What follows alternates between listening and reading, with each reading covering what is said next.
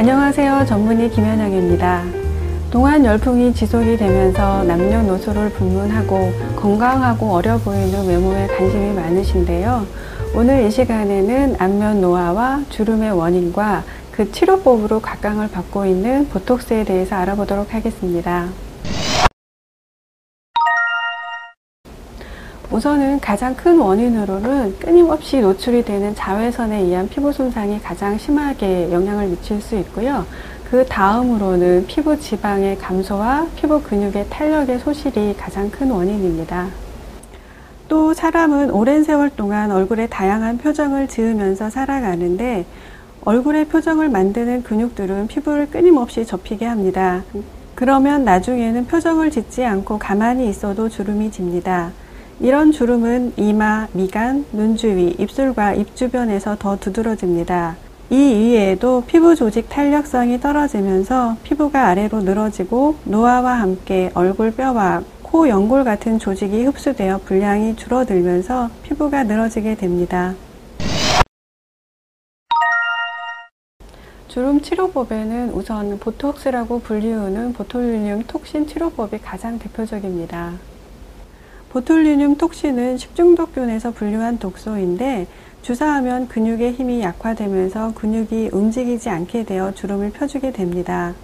다음으로 필러는 히알루론산이라는 물질을 움푹 꺼진 조직 사이에 주입해서 큰 주름을 평평하게 해주는 방법이고, 매직 리프트는 특수한 실을 피부 안에 넣어서 처진 주름을 펴주는 방법입니다. 서머지 리프트라는 방법도 있는데 고주파를 피하 지방층까지 쏘아서 콜라겐 재흡성을 촉진해 주름을 치료합니다. 보톡스의 가장 큰 특징은 큰 주름부터 작은 주름까지 원하는 대로 세심하게 없앨 수 있다는 데 있습니다. 이 외에 보톡스는 필러나 매직 리프트와 달리 체내에 이물질을 삽입하는 것이 아닌 주사로 주름을 치료하고 주사 직후 결과를 바로 확인하실 수 있습니다. 또 영구적으로 지속되는 것은 아니기 때문에 부작용이 생겼을 경우 부담이 거의 없습니다. 보톡스는 부분 시술로 처진 눈썹 올리기, 팔자 주름 완화, 눈 밑 주름 제거 등 노화와 관련된 주름을 완화시켜주는 특징이 있습니다. 또 옆으로 퍼진 콧구멍을 동그랗고 예쁘게 잡아주거나 벌렁거리는 콧구멍을 고정시키고 콧등의 토끼 모양의 주름을 제거해주는 효과도 가지고 있습니다.